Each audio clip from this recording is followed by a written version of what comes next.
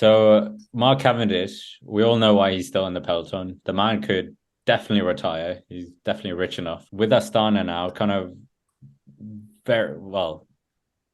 I don't want to say bad things about Cavendish because the one time I did, he won 4 stages with the quick step. So you can never doubt Mark Cavendish at a Tour de France.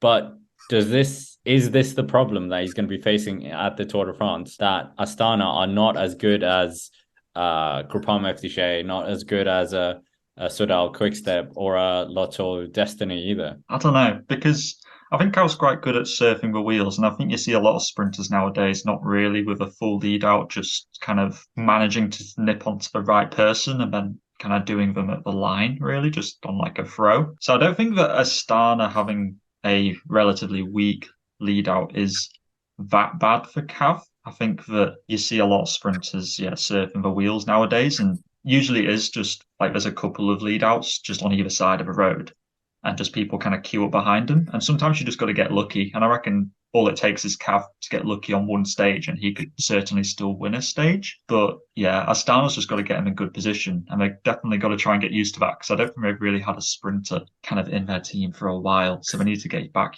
into the sprinting mentality a bit. Yeah, definitely. And I mean, I think what Cav's got that a lot of other riders don't do is that experience, right? We see so many new riders coming through at the moment. Like, he's the Manx missile. He's got years of experience dating back to the HTC High Road days. And I think he'll be so determined to get that win. He'll have that mentality that he will find opportunities. And, going back, we saw Sagan, he's won stages that aren't necessarily always sprint stages. And I think will Cav, what I'm interested in seeing is what will Cav, try his luck on a breakaway in a couple of days and maybe try and win through that. But if he doesn't get the win, I think Cav will be definitely aiming for the 2024 Olympics because obviously the road race will finish in Paris on the Champs Elysees, winning that gold medal, and in in his sort of I imagine it's one of his favorite roads in the world.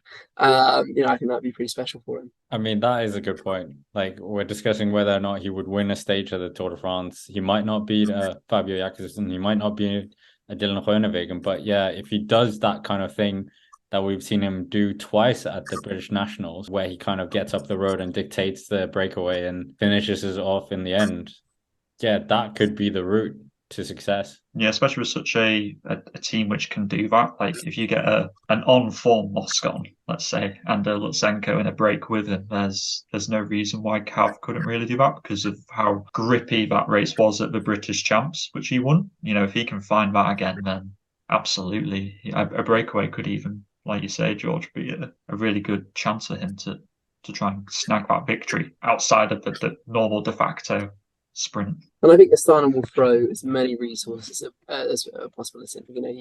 He came in as a late signing, but Astana they've got the GC opportunities. You've got Senko in the team, and you've got a few others that have been there or thereabouts, but they've never sort of really been looking like they could win a Grand Tour necessarily.